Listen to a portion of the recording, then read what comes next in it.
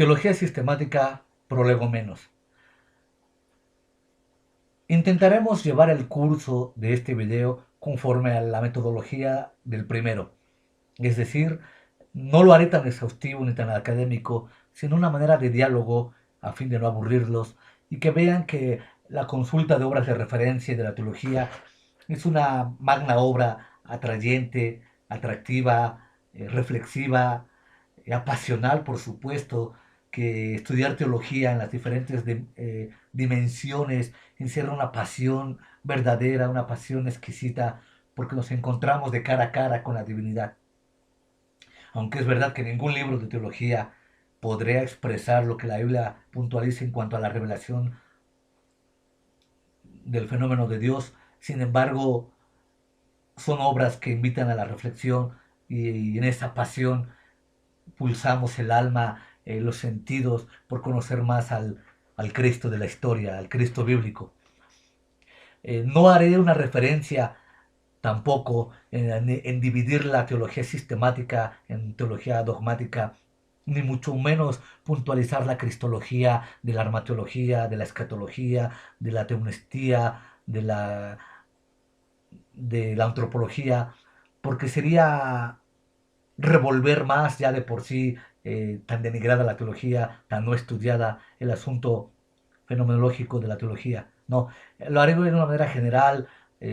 Intento yo que sea más atractiva, intento yo que sea más edificante, que no sea tan árida y que sobre todo se pueda entender de una manera clara que existen obras, como lo he reiterado miles de veces, maravillosas de teología protestante, en la cual nuestra fe dada a los santos está claramente cimentada, de acuerdo al capítulo de Efesios, que no somos llevados por cualquier viento de doctrina, por hombres que con astucia emplean las artimañas del error, sino cimentados en la verdad y en la edificación del Cristo pospascual, del Cristo glorificado. Atendemos al hecho del estudio académico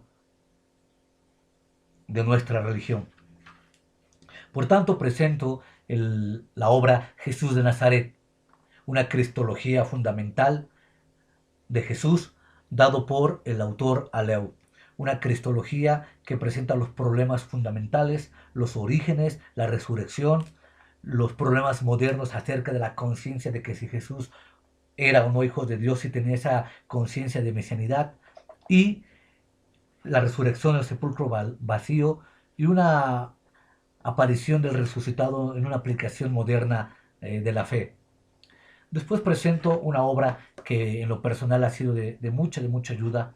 Ha sido una obra para mí erudita, consciente, clara, y que me llevó a definir mi cristianismo como un cristianismo práctico, un cristianismo bíblico 100% vivido en el diario caminar. Todos los días de la vida, todos los días de la existencia, recuerdo que fui llamado, que fui predestinado, que fui elegido, que tengo una gracia eficaz, que tengo la posibilidad de la apostasía, por supuesto, que tengo el poder regenerador, el poder santificador, el poder del llamamiento supremo y el poder de la vida eterna. La redención consumada y aplicada desde John Murray establece la teología de la Iglesia reformada, la teología de la doctrina reformada, donde hace hincapié en cuanto a la redención, expiación y sustitución de una manera académica en la primera parte y una manera académica en la segunda parte. En este libro basé los videos que están puestos en la red, en YouTube, para poder puntualizar el hecho y la necesidad de la expiación. Es un libro maravilloso, es un libro que me ha llenado de unas experiencias magistrales en el sentido de una verdadera fe, obediencia y arrepentimiento en la conciencia diaria de caminar con Cristo tomado de su mano en plena obediencia y certidumbre de la fe. Después tenemos una obra por un gran escritor, exhaustivo, teológico, metodológico, conocedor muy bien del griego, que es la doctrina bíblica sobre la cruz de Cristo de Horacio Alonso. Horacio Alonso es un escritor magistral que va desarrollando sus tesis desde el punto cero en la degradación del pensamiento hasta alcanzar el clímax más alto en la revelación de la teología. Es un escritor que puntualiza los vocablos de una manera tan certera, tan entendible, que nos va llevando a paso en la revelación de la doctrina. Este libro habla acerca del pecado, de la maldad, de la ira de Dios, de la culpabilidad del hombre, de la condenación del mismo. Habla de los tipos de Cristo en Levíticos 16, habla de la restauración del hombre en el alcance del perdón, la restitución, la sustitución, la redención, el beneficio de la sangre, el amor de Dios, la muerte de Cristo, el sentido de la Pascua, pero lo que más me impresionó fue el concepto bíblico de sacrificio. ¿Qué dice la Biblia del Antiguo Testamento acerca del sacrificio? ¿Qué dice en el Nuevo Testamento? ¿Cuáles son sus interrelaciones? ¿Cuáles son sus diferencias? Pero sobre todo, cómo alcanza su clímax, su grandeza, su majestad en Cristo Jesús, que tuvo una muerte y muerte de cruz. Es un libro al que recomiendo profundamente para entender claramente lo que Jesús hizo en la cruz por ti y lo que hizo por mí en el madero. Tenemos la obra de Concepción Cristiana de Dios y del Mundo de James Horns, una obra moderna, una obra de la Iglesia Presbiteriana del Colegio de Edimburgo, una obra que puntualiza los conceptos de la divinidad en un plano general. ¿Quién es Dios? ¿Qué hace Dios? ¿Por qué Dios existe? El postulado de la concepción cristiana en el mundo, el hombre, su realeza, el mundo y su distancia con Dios, por qué el hombre vive de espaldas con Dios, la afirmación central de la concepción cristiana en la encarnación de Dios en Cristo. Es un libro moderno, es un libro racional, es un libro con muy buenas notas acerca del protestantismo alemán, que debería ser estudiado paulatinamente para ver cuál es la concepción cristiana de Dios y cómo el mundo tiene esa concepción. Tenemos, por supuesto, la obra magna, ¿no?, de Sermones sobre la obra salvadora de Cristo, de Juan Calvino. Da unos sermones, el primer sermón, segundo sermón, tercer sermón, cuarto sermón, quinto sermón, sexto sermón, acerca de la pasión de nuestro Señor Jesucristo. Tiene asimismo los sermones sobre la ascensión, un libro muy bueno. Tenemos otro libro que está dentro de la arena del pensamiento, del debate teológico, dentro de la arena profunda del pensamiento histórico, dentro del debate histórico que todo el mundo conoce entre el calvinismo y el arrianismo, en los 5 puntos del calvinismo, en los 5 puntos del arrianismo, sus historias, sus guerras, sus pleitos, sus concilios, sus dogmas. Y es un libro muy interesante titulado Cuando Jesús llegó a ser Dios. La enorme pugna en torno a la divinidad de Cristo en los últimos días del Imperio Romano, titulado por Richard Rubinstein, de Editorial Océano. Es un libro, reitero, polémico, muy bueno, que presenta ambas posturas, pero que al final se define por una, y es un libro que debería ser estudiado por aquellos que puntualizamos cierta postura, ya sea al calvinismo o al arrianismo. Tenemos un libro que en lo particular lo considero un libro bueno, exhaustivo, analítico, pero no es el mejor y no es lo más grande dentro del pensamiento protestante y dentro del pensamiento reformado, inclusive ni lo medianamente grande, ¿eh?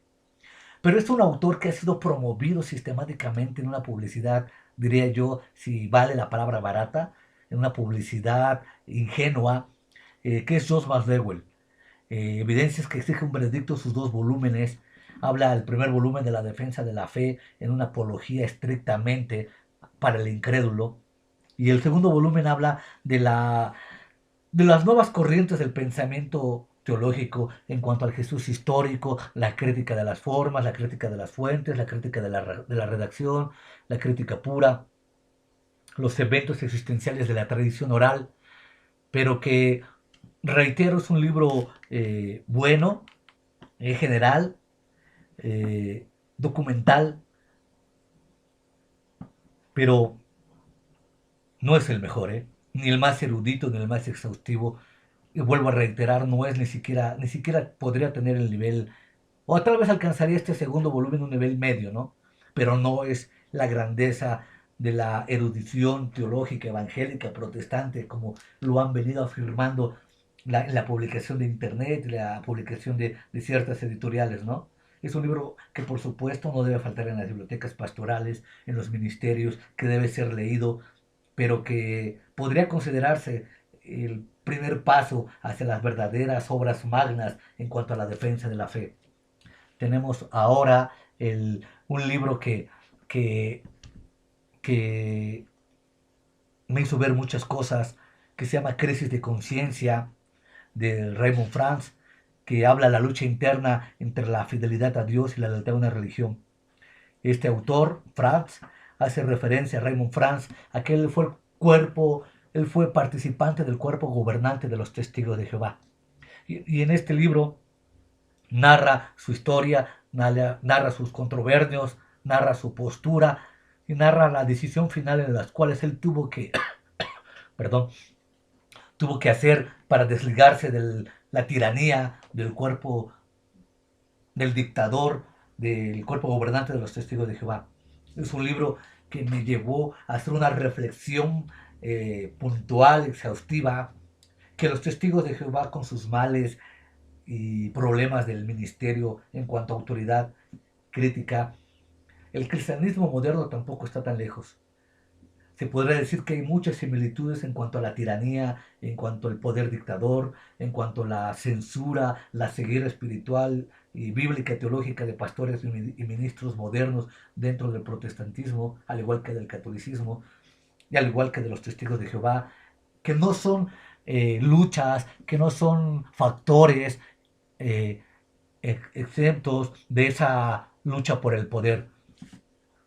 Este libro me ayudó mucho en el sentido, reitero, que pude ver que lo que pasaban los testigos de Jehová por ese momento en la iglesia en la que me congregaba, estábamos pasando situaciones similares. Y fue una documentación puntual, exacta, que me hizo reflexionar en detenerme o llevar varias líneas de acción en cuanto a los líderes, perdón, en cuanto a los jóvenes. En aquel momento yo era líder de jóvenes de una iglesia y por no caer en ciertos abismos eclesiásticos puntualizados en este libro, me llevó a detener ciertas acciones que creo yo fueron para bien de los jóvenes. Después tenemos de manera reducida, si se podría llamar de esa forma, los grandes temas bíblicos de Louis Schaeffer, así como puntualicé la magna obra de Schaeffer en la teología sistemática de 8 volúmenes, dados en español en 2. Esta obra, los grandes temas bíblicos, constituyen un resumen de la magna obra teología sistemática en español de Louis Schaeffer, editado por CLIE, para poder entrar a la teología sistemática, si usted no tuviera tiempo, si usted quisiera primero una introducción más amena, más puntual, una introducción clara, este libro es una joya. Grandes temas bíblicos de Louis Sperry Schaeffer. Perdón. Tenemos una obra erudita, clásica, La persona y la obra de Jesucristo de Benjamin Warfield, una obra fuera de toda sospecha, una obra del gran investigador de Princeton. La persona de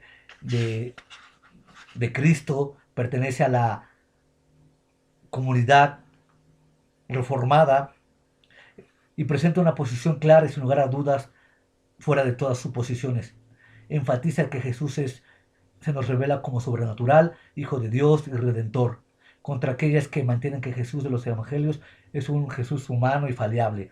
Presenta las modernas teorías de la expiación, presenta el cristianismo dentro de la cruz y su sentido moderno e histórico, presenta el Redentor y la redención, el cristianismo sin crisis y la gran pugna nuevamente, ¿no? Dentro de las grandes pugnas de la historia del cristianismo, la naturaleza de Cristo, las dos naturalezas, la unión hipostática, Jesús como Dios, Jesús como hombre, y por supuesto tiene una postura.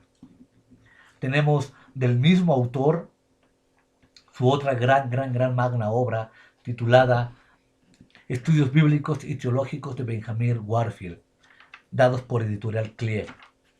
Presenta en ella, en el capítulo 1, el sobrenaturalismo cristiano, la Trinidad, Cristo, el Mesías divino en el Antiguo Testamento. Ese capítulo está muy, muy, muy especial. Vale la pena reconsiderar ese capítulo, vale la pena retenerse a pensar por grandes, grandes momentos si el Antiguo Testamento aporta las evidencias suficientes para reconocer al Jesús del Nuevo Testamento como Dios, como divinidad.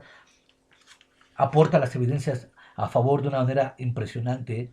El Mesías, el Espíritu de Dios en el Antiguo Testamento, el nacimiento sobrenatural de Cristo, la predestinación, son pocos los que se salvan, la renovación, la fe, los aspectos psicológicos, el misticismo, las profecías de Pablo.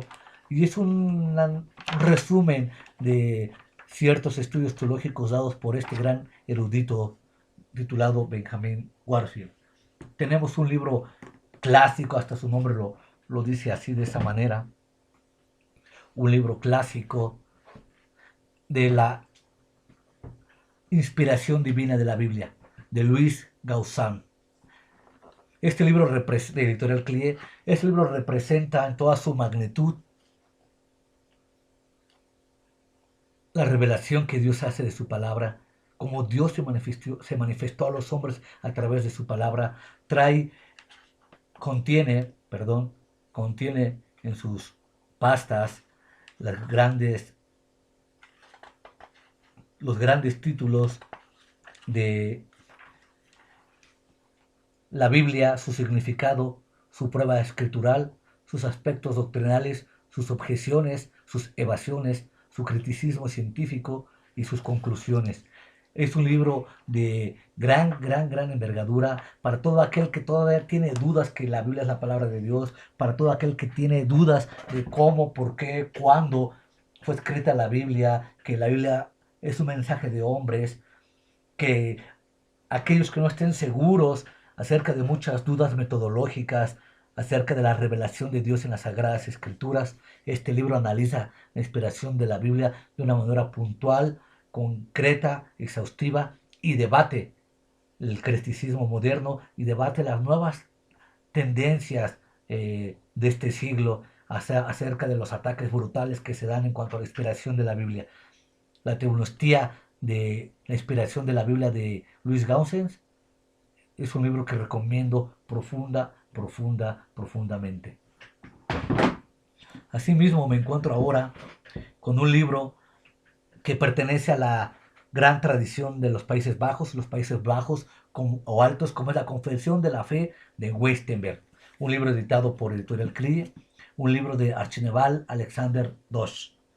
Es un libro donde tiene la postura de los Países Bajos de Europa acerca de las confesiones más primarias dentro de la revelación teológica y bíblica, como es las Santas Escrituras, la Santísima Trinidad, el decreto de Dios, la creación, la providencia, la caída del hombre, el pecado y su castigo, el pacto de Dios con los hombres, Cristo el mediador, el libre albedrío, el llamamiento eficaz, la justificación,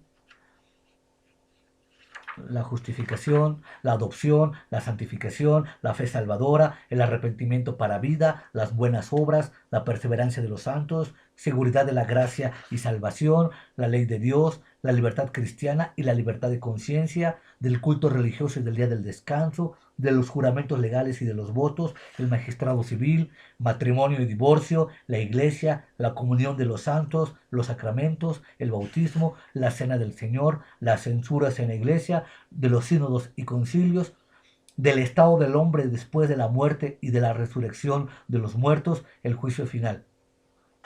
¿Por qué me atreví a leer todo el índice de esta magna obra, Confesión de Fe de Westminster? Porque desgraciadamente en los círculos protestantes y cristianos ya no se conoce nada de la fe y la verdadera doctrina dada a los santos. El cristiano moderno, el cristiano nominal, el cristiano común no tiene de la más remota idea de las verdaderas doctrinas gloriosas que Dios postuló en la Biblia y que la Confesión de Fe de Westminster, pese a sus posiciones doctrinales y teológicas que todo mundo las tiene, da una revelación, da un detalle, da una clara exposición de las diferentes doctrinas y de los diferentes puntos de vista acerca de la revelación divina en la Sagrada Escritura. La confesión de fe de Wittenberg representa la base doctrinal y teológica de toda verdadera iglesia protestante. En cuanto a diferentes posturas o posiciones que no vamos a discutir ahorita, la fe de Westminster sí representa los puntos álgidos, los nervios centrales que toda iglesia, que todo pastor, que todo líder ministerial debe tener presente a la hora de postular enseñanzas fuera y dentro del púlpito. La confesión de fe de Westminster representa, reitero, una referencia obligada, un estudio obligado, concienzudo, obligatorio acerca de las doctrinas de la fe dada una vez a los cristianos.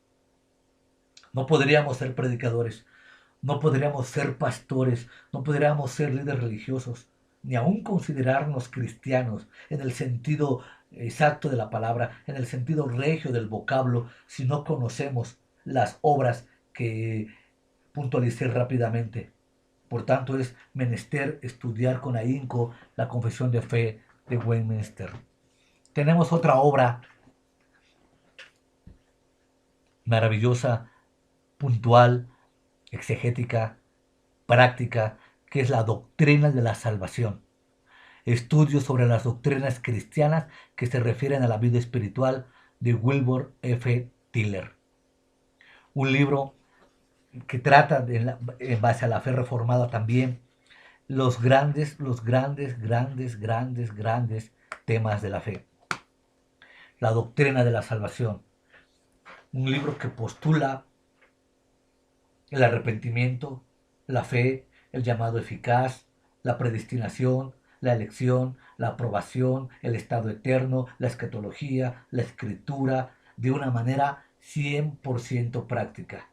Basados más que en una teología académica, nos lleva el autor de la mano a cómo debe ser nuestra vida práctica en el momento de entender el arrepentimiento, en el momento de entender la fe salvadora, en el momento de entender la justificación, la expiación y cómo el amor constricto, cómo el amor obligatorio, entre comillas, que tenemos a Cristo por lo que Él hizo y representa en la cruz, nos lleva a una obediencia perfecta o casi perfecta.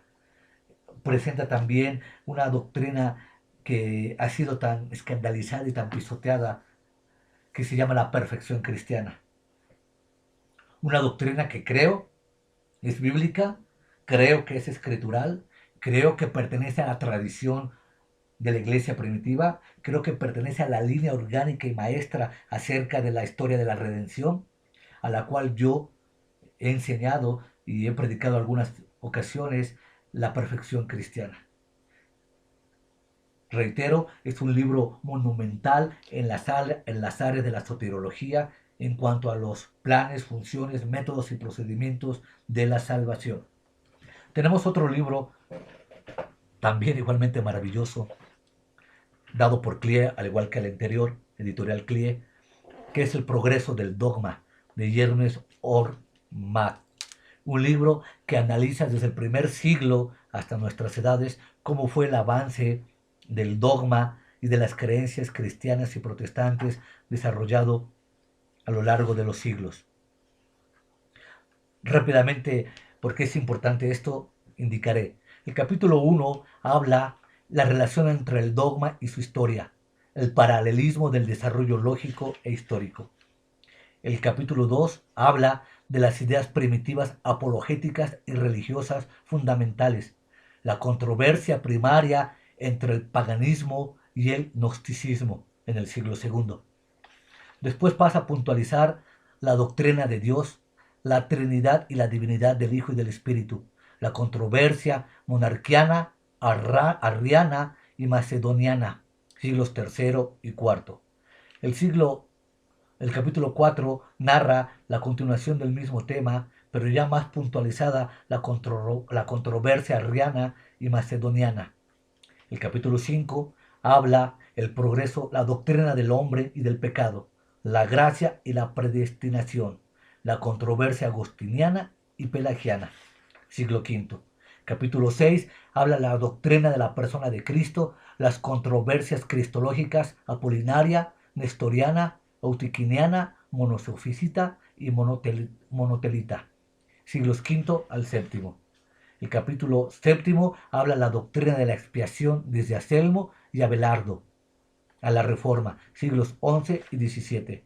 El capítulo 8 habla de la doctrina de la aplicación de la redención, justificación por la fe, regeneración, el protestantismo y el catolicismo romano, siglo XVI. Capítulo 9 habla de la teología del periodo posterior a la Reforma, luteranismo y calvinismo, nuevas influencias operantes sobre la teología y los resultados de la teología del racionalismo, siglos XVII y XVIII. Capítulo 9 trata de la reformulación moderna de los problemas de la teología, la doctrina de las postrimerías, siglo XIX. Este libro representa todo la síntesis de las pugnas que hubo entre los diferentes credos y concilios y sínodos dentro de conceptos especiales y vocablos puntualizados en la escritura. Un libro sensacional, un libro maravilloso, un libro que encierra todo el secreto de la evolución, desarrollo, metodologías, procedimientos, apreciaciones y diferenciaciones lingüísticas acerca del dogma de la fe. Un libro que también tuve que leer todo su índice para que en una breve ojeada nos demos cuenta de las controversias arrianas, macedónicas, las controversias de Lutero, de Agustín, el pelagianismo, el semipelagianismo y otras tantas que mencioné, de tal forma que vale la pena leer el libro El progreso del dogma por una sencilla razón, que siempre he predicado. Yo no podría tener una postura teológica si no conozco las otras posturas. Es decir, me considero un cristiano calvinista, infralapsario, reformado, apegado 100% a la escritura. Pero para no considerarme un cristiano arrianista, un cristiano pelagiano, un cristiano montanista, un cristiano eutiquiano, tuve forzosamente que haber leído las posiciones de estas doctrinas, tuve que haber leído forzosamente y reflexionado hacia dónde derivaban los puntos álgidos de su doctrina y tomar una posición. Estos temas del progreso del dogma, que jamás he oído aquí, al menos en Toluca, en el Estado de México, un solo pastor que predique acerca de estas doctrinas, me obligó a tomar, reitero, una posición. Entonces, al momento de predicar salvación, arrepentimiento, gracia, llamamiento eficaz, predestinación, elección, tuve que forzosamente haber tomado una elección, forzosamente haber tomado una decisión basada en el conocimiento del dogma. Por ende, este libro, claramente lo digo, es indispensable en el estudio del dogma al momento de tener una posición teológica. Otro libro dentro de la teología dogmática, concretamente la neumatología, es El poder de lo alto de A.B. Simpson, de Editorial CLIE. A.B. Simpson recorre las manifestaciones gloriosas, benditas y santas del Espíritu Santo a lo largo y ancho del Antiguo y Nuevo Testamento. Da las tipologías, las metáforas, los símiles del Espíritu Santo en relación con la persona, sus dones, su servicio que da el Espíritu Santo. Pero después describe de manera magistral cómo es el Espíritu Santo en el Éxodo, en Levítico, Deuteronomio, en Jueces, en Ruth, en Primera de Samuel, en Segunda de Samuel, en Esdras, en Nehemías, en Habacuc, en Miqueas, en Jonás, en Isaías, en Ezequiel, en Daniel, en el libro de Lamentaciones. En fin, es un libro que recorre de punta a punta toda la revelación del bendito Espíritu Santo en el Antiguo Testamento. Da los requisitos para que el hombre sea llenado del Espíritu Santo, da cómo es el Espíritu Santo igualmente en el Nuevo Testamento, en los Evangelios sinópticos, en las 17 epístolas paulinas, en las epístolas universales, en el libro de Apocalipsis, pero sobre todo nos surge, ¿no? Nos surge a esa relación eh, con el Espíritu Santo. Como yo sé, perdón por tanta reincidencia, por volver al mismo punto, pero créanme que es importante saberlo. Como yo sé que un pastor es falso, como yo sé que es un pastor mentiroso, como yo sé que es un pastor charlatán, que aún usando el lenguaje del Espíritu Santo, contradice la propia función del Espíritu Santo por una sencilla razón. Porque el Evangelio de San Juan, en el capítulo 10, para no mentir, en el capítulo 14, 15, 16 y 17, que desarrolla la función ministerial y la función gloriosa del Espíritu Santo, afirma que el Espíritu Santo es dado a los que obedecen. Reitero, el Espíritu Santo es dado a los que obedecen. Como yo sé que un cristiano está lleno del Espíritu Santo cuando obedece la palabra de Dios, cuando no contradice la palabra de Dios, cuando se ajusta a las medidas hermenéuticas, lingüísticas y al parámetro y al contexto histórico, cultural, religioso, espiritual de la Biblia.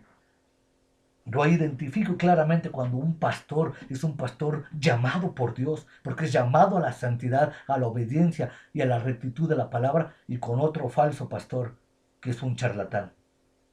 ¿Por qué? Porque el Espíritu Santo es dado a los que obedecen. Y este maravilloso e increíble libro, El Poder de lo Alto, reitero, describe la función y los tipos y simbología del Espíritu Santo en todos los estadios de la revelación del Antiguo y Nuevo Testamento. Un libro que me ha ayudado a descubrir la verdad espiritual de la charlatanería religiosa. A la par de este libro está un libro igualmente maravilloso que se titula El don del Espíritu Santo de Horacio Alonso. Ya había descrito la función de Alonso como escritor, pero ahora hago mención en este libro porque el glorioso Espíritu Santo tiene un ministerio que el creyente debe de cumplir. Es un libro exhaustivo, formal, académico, eh, apegado 100% a las escrituras, apegado 100% a lo que la Biblia dice, apegado a la práctica del creyente que baja de la academia a la vida práctica, a los dones del Espíritu Santo, su función y sus privilegios. Lo que más me impactó de esta obra, que grandes capítulos, habla acerca de la santificación del creyente en Cristo. Cómo un creyente en Cristo tiene que apartarse del pecado, apartarse de la mundanalidad, y cómo nos va llevando progresivamente en Cristo esa santificación. El libro El don del Espíritu Santo de Alonso es una joya teológica. Tenemos otra gran obra del mismo Alonso, en el mismo tenor exhaustivo, académico, en sus vocablos, El tabernáculo y el sacerdocio del creyente, Horacio A. Alonso. Este libro postula los matices, los tipos, las profecías, los símbolos que hay en el Antiguo Testamento acerca de Cristo y las funciones regias del creyente en esta nueva era moderna. El libro habla de algo a mí que me llamó mucho la atención, que es el sacrificio regio del creyente, espirituales, pero también cómo nosotros somos reyes y sacerdotes en el servicio cultual de la nueva dispensación. Un libro que echa por, por tierra el dogma católico de que solamente el padre, el sacerdote, tiene derecho a fungir las funciones regias del culto. Este libro, en capítulos maravillosos, describe de manera puntual a la luz del griego cómo los creyentes somos los nuevos sacerdotes en Cristo. Dejando a un lado el dogma católico romano, extrabíblico por supuesto, del sacerdocio,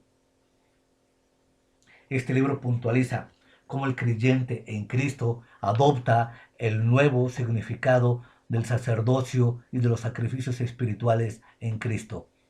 Desde las palabras del arca, el bronce, la tipificación del pan de vida, la tipificación del tabernáculo, el candelero, el lavacro, el velo, el altar de oro, el arca, el propiciatorio, los querubines, el lugar santísimo, involucran la visión general del templo, pero también cómo se ve tipificada en Cristo y cómo se ve tipificada en el creyente.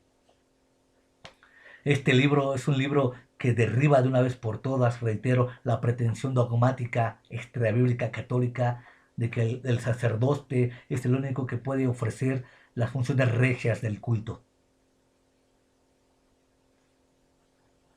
Un libro tipológico, un libro exhaustivo, un libro que da las evidencias serias, muy serias, porque el creyente en Cristo puede ofrecer y acercarse siempre a ofrecer sacrificios espirituales. Tenemos la colección, para no aburrirlos tanto, la colección en en 6 volúmenes. La colección espiritual teológica de Editorial CLIE, como es este volumen, Teología Bíblica del Avivamiento, El Verbo de Dios, Política y Academias Escriturales, La Predestinación del mismo autor, Ignacio Alonso, Voces y Silencios del Crucificado, 7 palabras de la cruz desde una perspectiva dispensacional y Las raíces de la cultura occidental. Todos estos libros, me faltan 4 volúmenes que no he podido conseguir, pertenecen a la colección Pensamiento Teológico Protestante. Obras magnas, obras puntuales, obras eruditas, accesibles, prácticas, pero sobre todo que enfocan hacia la nueva divergencia del Estado moderno y hacia dónde se encamina el cristianismo moderno a la luz de los nuevos eventos que han surgido en los últimos siglos. Tenemos en una obra magistral, fuera de toda sospecha, una obra grande, erudita, titulada Manual de controversia sobre la historia, doctrinas y errores de los testigos de Jehová. Antolin Diestrigil, que después puntualizaré que hizo otras 2 obras de escatología, El sentido de la historia profética, también de Clie, pero por lo pronto esta obra me dio la luz suficiente para no hacerme testigo de Jehová. Los testigos de Jehová son una secta que han ido de par en par y de casa en casa promoviendo sus doctrinas. En algún momento, por supuesto, como todo investigador, me vi forzado a leer, a estudiar, a analizar sus doctrinas, sus posturas, sus análisis y qué realmente es lo que ellos predican.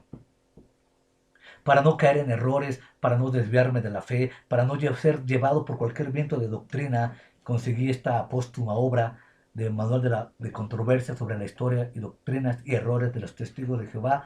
Y aquí el autor desarrolla con destreza el origen, desarrollo y evolución de los testigos de Jehová.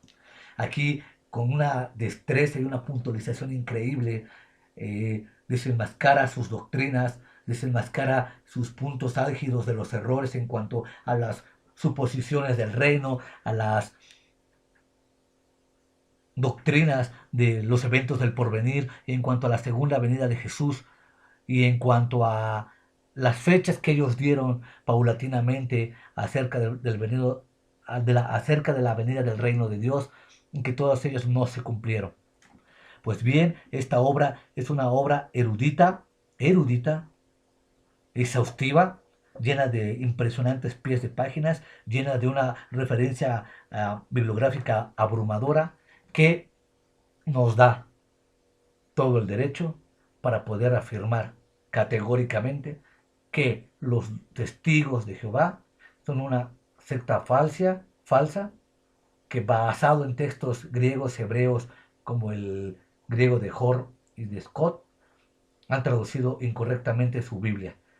No voy a tocar más allá, pero sí esta obra representa la defensa contra la doctrina de los hoy tan entusiastas testigos de Jehová. Tenemos ahora la colección de estudios teológicos, estudios bíblicos de CLIE. Es una nueva edición que ha salido. Son nuevos libros que la editorial ha sacado. Son muchos volúmenes. No he podido comprar todos. Yo tengo aquí a la mano 8 volúmenes de la nueva estudios teológicos traducidos del inglés. Son unas obras serias, eruditas, exhaustivas, fuera de toda sospecha, de títulos impresionantes como Jesús es el Cristo, estudios sobre la teología de Juan.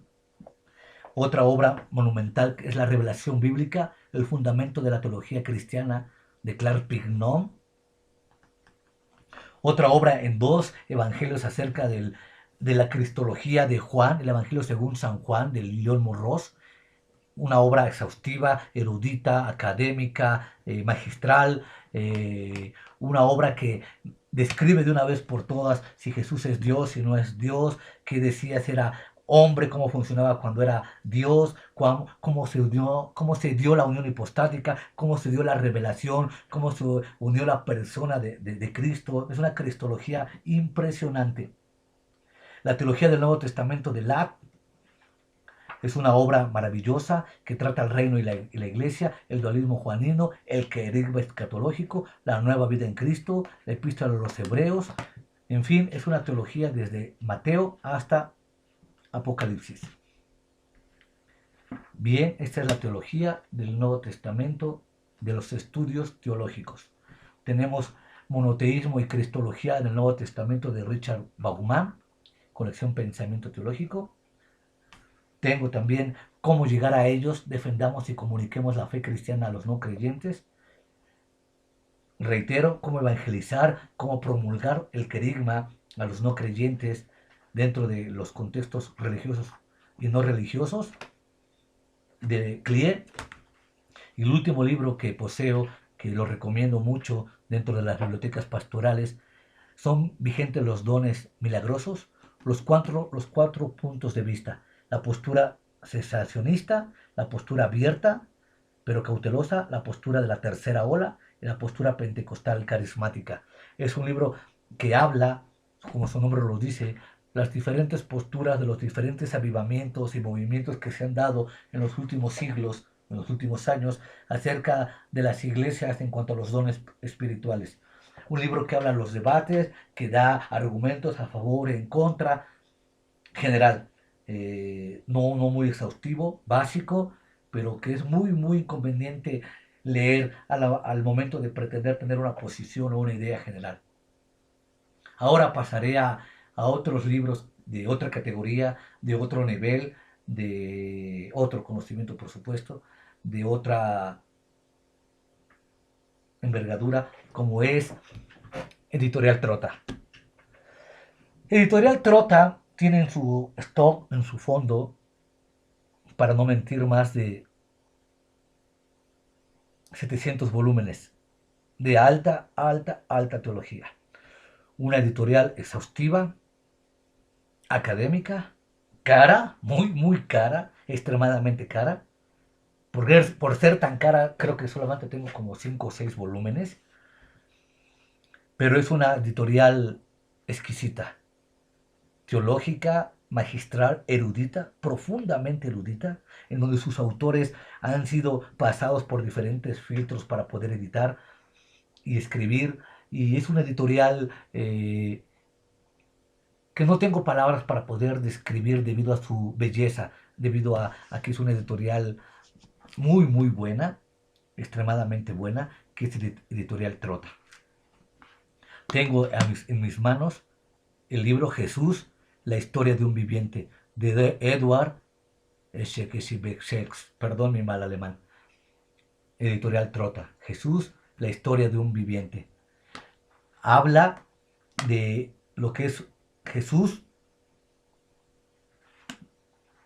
en su trasfondo histórico, la comunión con Jesús, el Jesús terrenal, el Jesús histórico, la tradición apostólica oficial, Jesús mensajero escatológico de Dios, Jesús en la historia del dolor humano y una gran referencia bibliográfica. Editorial Trota. Tengo de Editorial Trota Jesús, el Mesías antes de Jesús, el siervo sufriente de los manuscritos del Mar Muerto. Estos libros pertenecen a la Biblioteca de Ciencias Bíblicas y Orientales, de Editorial Trota. Aquí habla cómo había varios tipos, varios prefiguros de Jesús antes de que él llegara en la Edad Romana. Es un libro histórico, es un libro exhaustivo, documental, arqueológico, antropológico.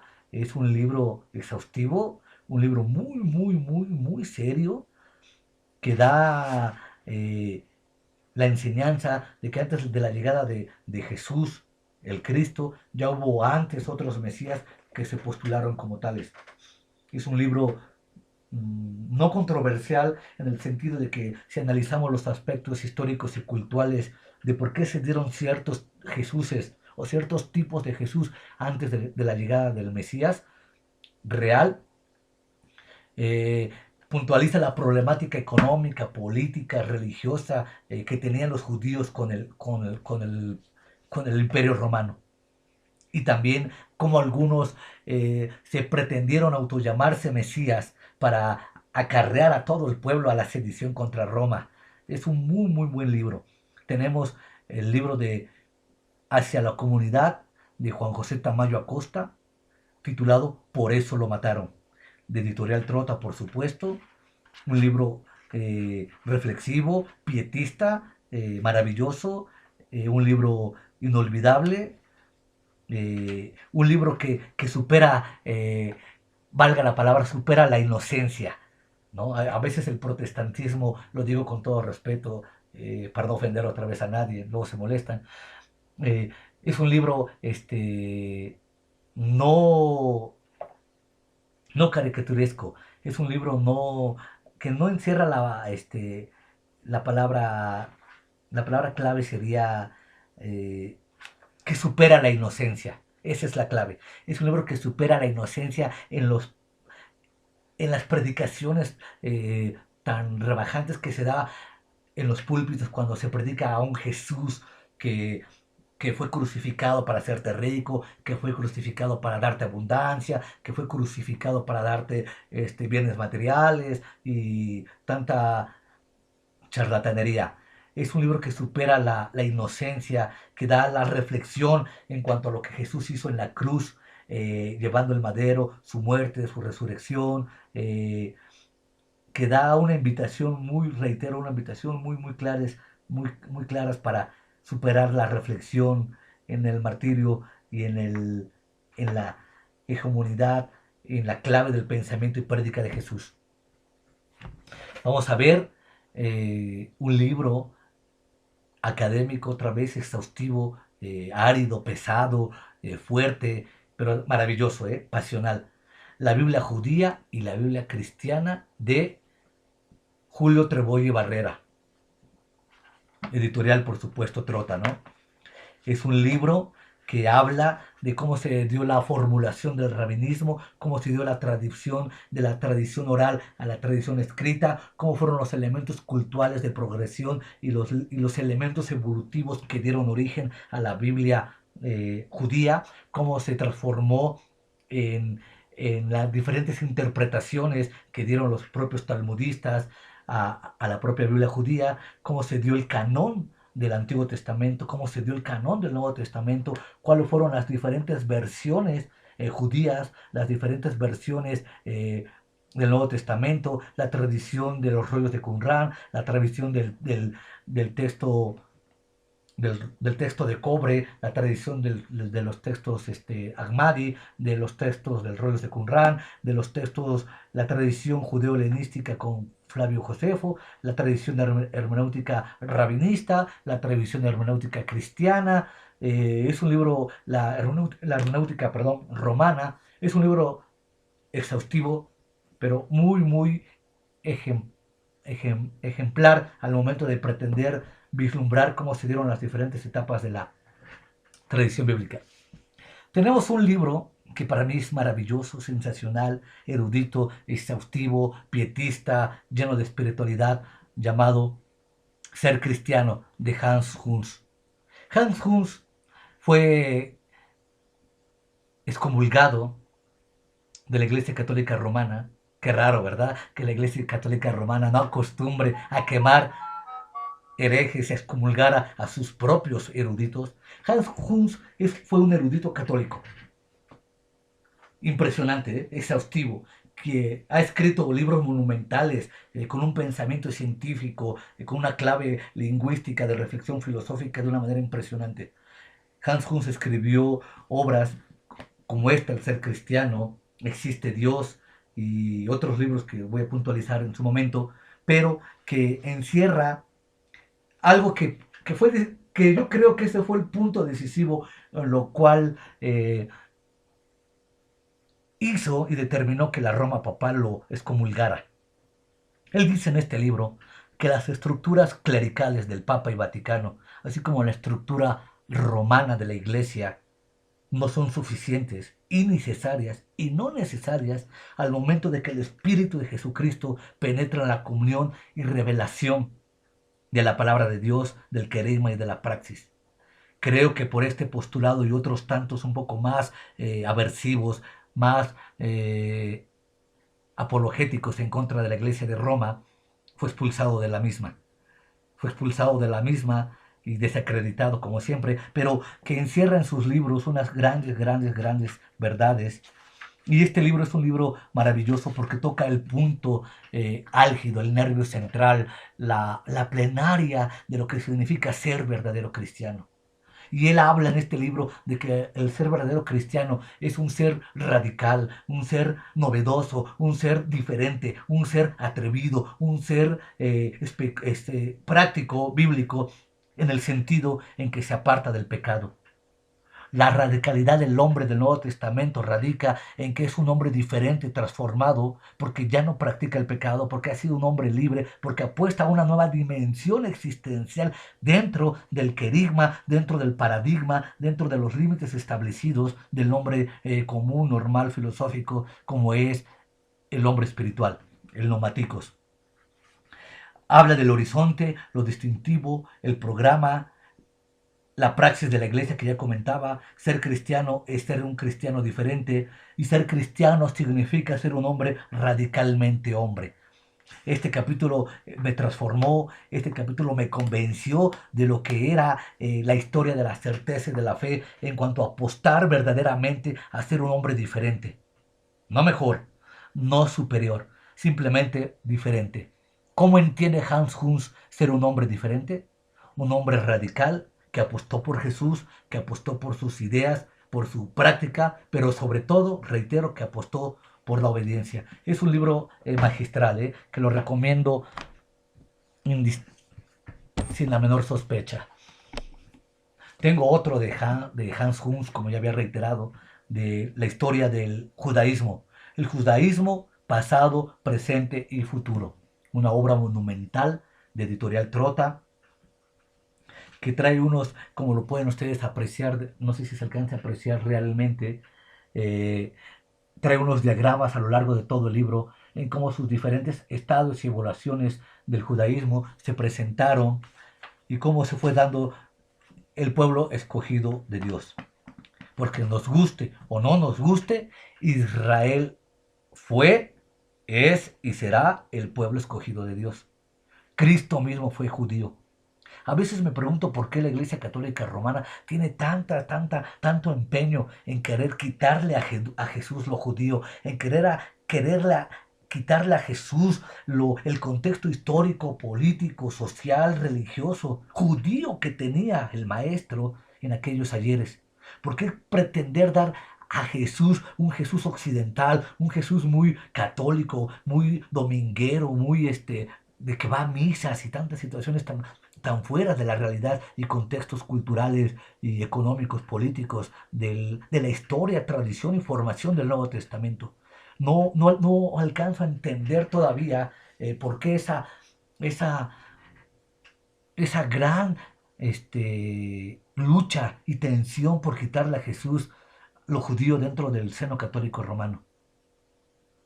Ya sé, porque me han dicho en muchos correos, que por qué siempre ataco y critico tan gravemente a la Iglesia Católica Romana. Porque desgraciadamente en los contextos que hemos estado mencionando y analizando, no podría pasar desapercibido los crímenes, los ultrajes, las alteraciones que la Roma papal ha hecho en contra de la Biblia y en contra de todo aquel que se ha atrevido a pensar de manera diferente. Desgraciadamente, los errores tan trágicos de la iglesia son tan puntuales que los vemos y los podemos rastrear paulatinamente, siglo tras siglo, tras siglo, tras siglo. Los errores de los 330 papas que han usurpado o tomado la silla de Pedro. Está llena de crímenes, de asesinatos, de robos, de violencias de una manera tan descabellada que no podríamos dejarnos en el silencio. Son temas que atañen a la reflexión, son temas que atañen a la filosofía, inclusive a la filosofía de la religión, a la historia de la salvación, a la historia de la salvación, a la historia de la religión, perdón. Entonces, no es que yo tenga un ataque virulento contra la Iglesia Católica Romana. Sí, no estoy de acuerdo en muchas cosas y por supuesto no escribiría o haría algo a favor de la Iglesia Católica Romana porque no encuentro en ella nada sano, ¿eh? Nada. Algún día lo voy a tratar más puntualmente en otros videos. Por lo pronto dejo claro que el judaísmo dentro de Hans Hus habla el origen, el cetro, la historia, los paradigmas, el paradigma teocrático, el paradigma monárquico, el paradigma sinagogal, el paradigma de la modernidad, del holocausto al Estado de Israel, la controversia entre judíos y cristianos, el judaísmo en la posmodernidad, conflictos vitales y el futuro de la ley, judíos musulmanes y el futuro del Estado de Israel, el holocausto y el futuro del discurso sobre Dios. Y aquí otra vez vuelvo a lo mismo. ¿Por qué ese ataque entre comillas virulento? Porque el gran drama dentro del judaísmo moderno fue el holocausto. No podemos poder entender cómo una mente perversa, hasta cierto punto diabólica, pudo haber asesinado a 6 millones de judíos sistemáticamente. Las evidencias son abrumadoras, históricas, las evidencias fílmicas, en fotografías, en escritos, en pruebas forenses, médicas, clínicas, son abrumadoras para poder negar el holocausto como la Iglesia Católica lo ha negado, lo ha minimizado y ha querido ocultarlo. Si tú tienes duda acerca de lo que te expongo en este momento, lo puedes ver en YouTube. Existen miles de videos donde papas, sacerdotes, cardenales hacen un cierre enigmático para pretender negar y minimizar el holocausto. El holocausto es una deuda pendiente que la Iglesia Católica Romana tiene con los judíos y con la historia de la humanidad, porque la Iglesia Católica silenció el holocausto. No levantó una voz de alarma, sino que promulgó y hasta se hizo cómplice de dicho asesinato sistemático de judíos. Por eso es que invariablemente surgen temas tan espinosos, tan polémicos, tan áridos como que la iglesia asesinó a 6 millones de judíos y que el Papa guardó un absoluto silencio. Eso es escandaloso, por supuesto. Y desgraciadamente en el libro de Hans Hus, el judaísmo, vuelve a puntualizar ese punto y ese hecho que no podíamos quedarnos cerrados de ojos y no podemos pasar por alto al momento de hablar estos temas tan puntuales dentro de la historia de la religión y que no pueden quedarse cerrados de ojos. Por tanto, es importante que tomemos una postura y que tomemos una decisión en cuanto a la postura e historia de la religión de la iglesia. Tengo otro tema que es la historia del judaísmo en la época del Segundo Templo de Paolo Sacchi, editorial Trota. Aquí habla cómo se formó el templo después del exilio, el periodo sadoquita, Palestina, el dominio de los selyúcidas a la destrucción del Segundo Templo, los grandes temas del judaísmo medio. Aquí habla de cómo se construyó el templo, los problemas que tuvieron y cómo se pudo levantar el templo, su significado en la salvación, en el arrepentimiento, su significado espiritual en cuanto a la venida del Mesías, su significado en cuanto a la Shekinah y presencia de Dios en el segundo templo, cómo se vieron ellos el mesianismo. Encontramos hacia una ética mundial, la Declaración del Parlamento de las Religiones del Mundo, de Hans Hus y de Carl Joseph, editorial Trota. Tenemos un libro, no quiero decir la palabra, pero no encuentro otra monumental. Un libro que transformó mi vida y que es un verdadero ejemplo de erudición judía, comparado con Sócrates. Guía de Perplejos, de Maimónides, editorial Trota. En Guía de Perplejos, su nombre lo dice, Maimónides, que era filósofo, teólogo, doctor, médico y otros tantos más tenía. En Guía de Perplejos, él trata de desarrollar una explicación sistemática, conclusiva, rabínica, al estilo de los rabinos, al estilo del Midrash, los diferentes vocablos y conceptos que se desarrollan en el Antiguo Testamento, puntualizando en un estilo de palabra por palabra en los vocablos hebreos. Desarrolla no sé si sería la palabra correcta la teología, pero desarrolla una filosofía, una revelación del Antiguo Testamento para todo aquel prosélito que se quisiera acercar a la fe judía. Explica de manera magistral, de manera maravillosa, cada vocablo de la revelación en la palabra del Antiguo Testamento, de la palabra de Dios, hacia los métodos de continuidad y hacia los métodos en cual el divino eterno Dios se quiso revelar.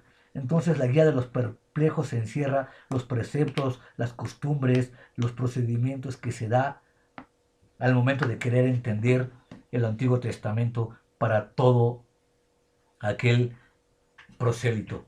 Es una verdadera joya de erudición, una obra magistral, una obra que no alcanzan las palabras a puntualizar lo que significa Guía de Perplejos. Tengo otra obra, para mí, desde mi punto de vista única, de Jutta Renke Heinemann, de editorial Trota, titulado No y Amén. Invitación a la duda.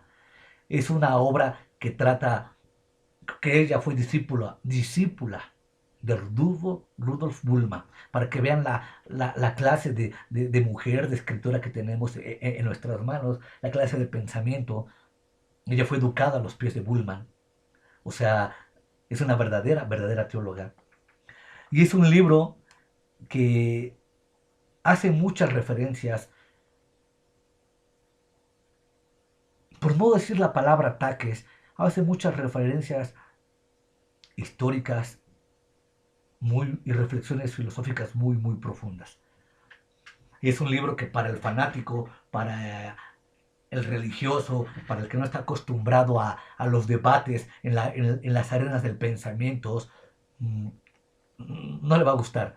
Pero en lo personal es un libro que me abrió mucho la mente, me abrió mucho al estudio más sistemático del Antiguo Testamento, porque muchas dudas que tenía son aquí puntualizadas, pero que invita a ese diálogo, a esa reflexión, que invita a ese estudio sistemático, que invita a poder reconocer las diferentes posturas, aún con el ateo, aún con el incrédulo, aún con el no creyente, acerca de la revelación de la teología del Antiguo Testamento.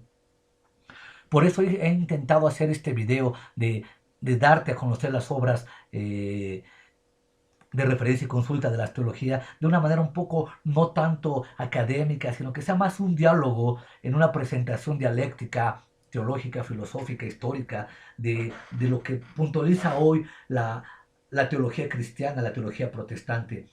No y Amén es un libro maravilloso.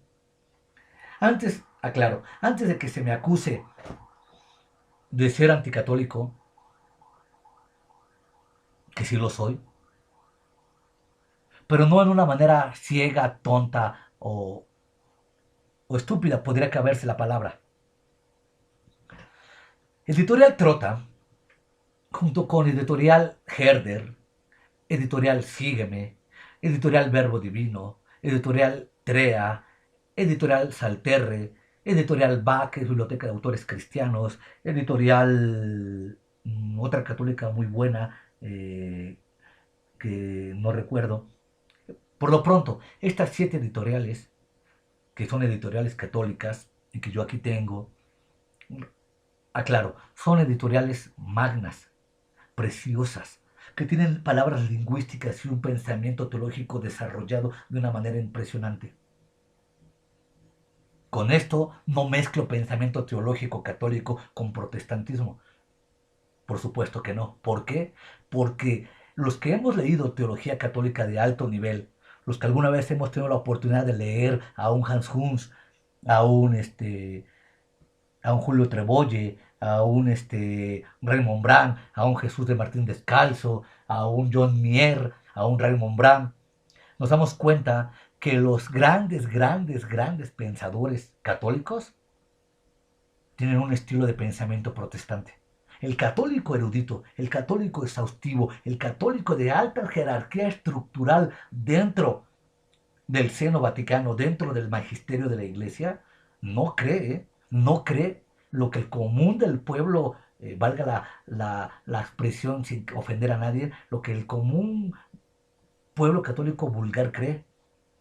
Los estratos de diferenciación entre intelectualidad católica de alto nivel con el vulgo son enormes.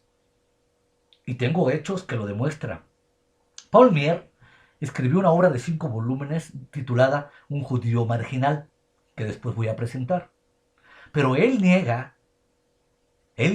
los dogmas fundamentales de la iglesia que el pueblo común cree, al igual que Raymond Bron, al igual que Hans Huns. Pero eso a mí no me priva tampoco, por supuesto, de tener el amplio espectro, la amplia gama de concepciones teológicas, religiosas, dentro de la epistemología del conocimiento. La epistemología como tal tiene su máximo cenit, su máximo alcance, en el que es capaz de sortear las diferentes posiciones, los diferentes puntos clave, los diferentes matices que se dan dentro de la historia e interpretación de la salvación y de la propia escritura. Por eso es importante visualizar los paradigmas, es importante visualizar los quehaceres de la teología, es importante visualizar los nuevos métodos del quehacer teológico. Los libros que ustedes alcanzan a ver en el fondo, que yo veo, son de teología y representan, reitero, el influjo del gran espectro de las diferentes posiciones. Esto nos ayuda a no ser cristianos o protestantes fanáticos, ni cerrados al conocimiento, ni postuladores de vanas y falsas doctrinas. Al contrario, nos da la base profunda en la teología y en el conocimiento para poder postular la veracidad de las escrituras. Esto después lo voy a ver en otro video. Perdón, continuamos. Ahora tenemos el Manual de Doctrina Reformada de Luis Berkhof. El primer libro que presenté de la teología magna escolástica de Luis Berkhof ahora está resumida en un manual, por si usted no quisiera leer toda la obra. Tenemos un libro de teología titulado La fe cristiana frente a los desafíos contemporáneos, una cosmovisión reformada de los nuevos problemas que enfrentamos los protestantes y de hecho todas las religiones en cuanto al homosexualismo, el lesbianismo, la eutanasia, los trasplantes, la investigación de nuevos mundos dados por la NASA, los derechos humanos, los problemas que tenemos en el medio ambiente, los problemas que tenemos multirraciales, los problemas que tenemos en el aborto, los problemas que tenemos en cuanto a los dilemas de la ética sexual, la amenaza nuclear, la alienación. Es un libro verdaderamente muy bueno que desafía, su nombre lo dice, a los problemas contemporáneos a la luz del pensamiento teológico y bíblico. Tenemos el libro A todas las generaciones de Frank Roberts, que es un estudio de la historia de la iglesia en cuanto a los paradigmas teológicos y de los dogmas. Tenemos fundamentos para una ética bíblica, la Biblia y la educación ética para un nuevo mundo en transición, del autor David Jondin, de la colección Pensamiento Contemporáneo de Editorial CLIE. Tenemos un libro titulado Moralidad y nada más, de Luis B. Siemens, de Editorial Nueva Creación, un libro que expone que la Biblia y los principios morales y éticos deben ser obedecidos sin excusa ni pretexto. Moralidad y nada más. Es un gran libro. Tenemos, por supuesto, un libro que es de mis preferidos, la Epístola a los Hebreos, un comentario de Juan Calvino por Libros Desafío. Tenemos un libro que es todo controversia, todo polémica, que no ha sido realmente entendido bien, porque tampoco ha sido debidamente reflexionado. La predestinación, un libro de Lorraine Buener, que hace una explicación a las tesis de Juan Calvino, pero que es un libro exhaustivo, metódico, reflexivo, y me he encontrado con sinfín de gentes, pastores, ministros, creyentes, que niegan la doctrina de la predestinación. Muchos ciegos dicen que hasta es una tontería con esas palabras la doctrina de la predestinación. Ante tal ceguera, cuando me lo han puntualizado, me he quedado callado, pero es un hecho innegable que la predestinación conforma una de las mayores revelaciones y misterios dentro del Antiguo y del Nuevo Testamento. La doctrina de la predestinación, nos guste o no nos guste, es una doctrina bíblica. Que hay elementos escabrosos sin lugar a dudas. Que hay elementos en que la mente finita no podrá entender una mente infinita, no lo niego.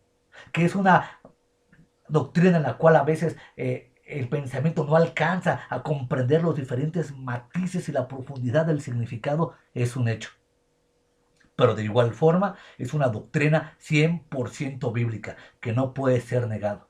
Y a todos los que me han alguna vez debatido de una manera fantástica, me refiero a sin hechos y sin evidencias, la doctrina de la predestinación, siempre les he dicho que si no les gusta la doctrina de la predestinación, que arranquen las hojas de la Biblia para que estén contentos. Pero al hacerlo,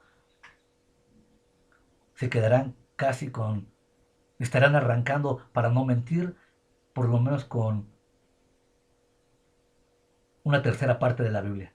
La doctrina de la predestinación es una doctrina 100% bíblica que aparece en cientos de pasajes en lo ancho y largo del Antiguo y Nuevo Testamento. Yo por eso no la niego.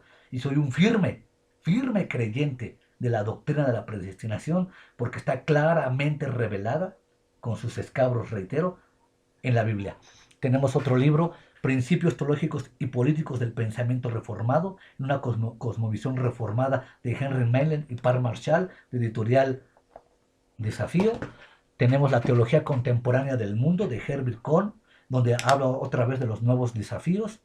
Tenemos la teología de Así se hicieron los credos. Esta que se me hace muy interesante, El pecado, sinopsis teológica y psicosocial del pecado de Cornelius Plantinga, donde habla el origen, las devastaciones, el mal del pecado, las consecuencias del pecado, la cura del pecado, los métodos para tratar la cura del pecado y de la redención y expiación a través de la cruz de Cristo. Es una muy excelente obra dada por Desafío. Y tenemos ahora una obra que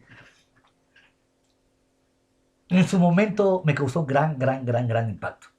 Yo la considero una obra bíblica, teológica, no exhaustiva, no tan erudita, pero que ha contribuido muy en gran escala al desarrollo y evolución teórico del pensamiento teológico. No voy a hablar de la obra, del otro punto que algunos ya saben, pero a mí se me hace una obra interesante, que debe de postular, por supuesto, ya sea la réplica o al avance de la investigación metodológica del conocimiento, que es Licencia para pecar. Licencia para pecar, indulgencia evangélica o justificación por fe, del doctor Jorge Treviño. Una obra teológica, exhaustiva, hasta cierto punto erudita, que trae claves de pensamiento y muy interesantes, como el capítulo 7 de Vivir esclavizado en el pecado, o capítulo 8 de La nueva vida en Cristo, de lo que habla de las nuevas doctrinas que se han popularizado, de la exaltación sobre la carne, sobre la gracia. Y lo que a mí me encantó de este libro, que hace una exposición magistral del capítulo 8 de Romanos en cuanto a vivir al Espíritu y ya no vivir esclavizado al pecado. Licencia para pecar es una obra diferente, muy, muy diferente a lo que comúnmente el pastor, ministro, diácono, maestro o laicos como yo han leído de una manera sustancial. Licencia para pecar, vale la pena leerla, se las recomiendo. Ahora vamos a ver, eh, mm, no sé si ya hablé de este libro, pero hablo rápidamente de la misión en transformación, que es una teología de la misión. Y así rápidamente hemos dado paso. Termino con esto, obras completas de Juan Monroy. Es un cristiano que escribe muy bien, que ha hecho algunos comentarios muy, muy, muy certeros de tópicos en cuanto a la doctrina cristiana. Obras completas de Juan Monroy dadas por CLIE. Si no miento y no me equivoco, son como 7 o 9 volúmenes que ya no tuve la capacidad de comprar. Tengo 2 volúmenes solamente. Pero bueno, hasta aquí hemos repasado rápidamente el segundo espectro de la gran teología sistemática.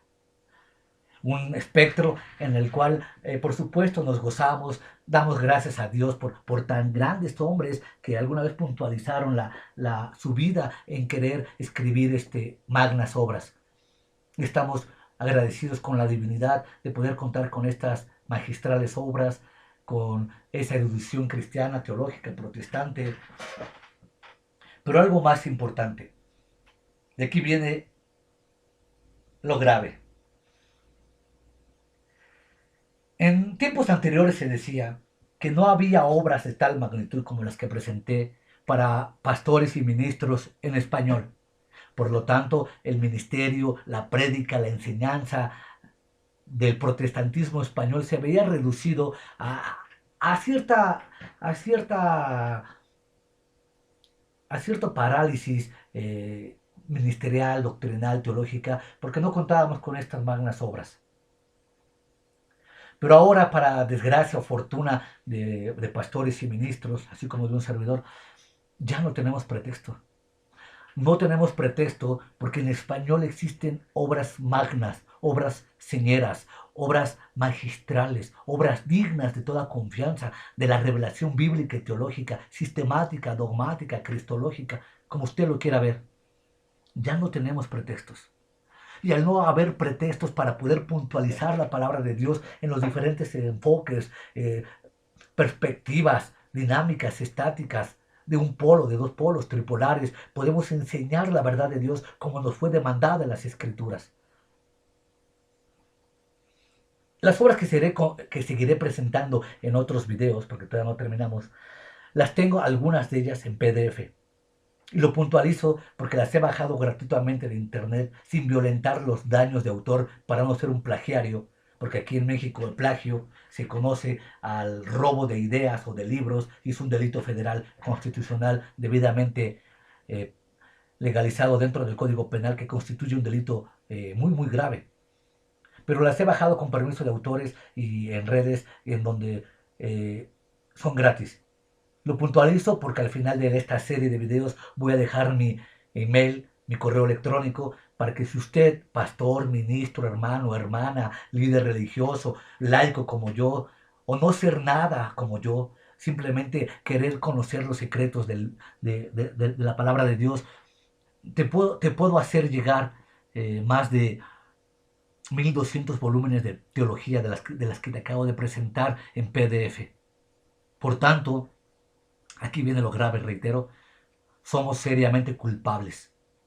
Los que han predicado un falso evangelio, los que han predicado un falso doctrina, un falso testimonio cristiano, somos triplemente cristianos, porque tenemos material en español de una calidad insospechable, abrumadora. Para los pastores rectos, justos, honestos, alégrense, gócense, deleítense con una pasión fuera de todo contexto que no puedo describir, porque tenemos magnas obras que nos hacen amar más a Cristo, obedecerle más, que nos hacen más santos, más dignos, y por supuesto que son un avance y una contribución en el reino de los cielos. Recuerden que toda buena obra o mala obra tiene su recompensa en esta vida y en la eternidad. Algún día estaremos viendo los ojos del Salvador y agradeceremos por tan magnas obras y porque su revelación fue tan grande, tan abundante, tan exquisita, que que le amamos más, porque en estos autores que también han dado su vida por Cristo, que también han dejado mucho, mucho al escribir estas obras por su Señor y Salvador, estamos muy agradecidos por todas las editoriales y por todos los editores cristianos y por todos los pensadores teológicos cristianos y aún no cristianos que nos han ayudado en la defensa y en el avance epistemológico de la fe una vez dado a los santos. No se pierda el siguiente video, que continuaremos en la línea obras de referencia y consulta. Gracias.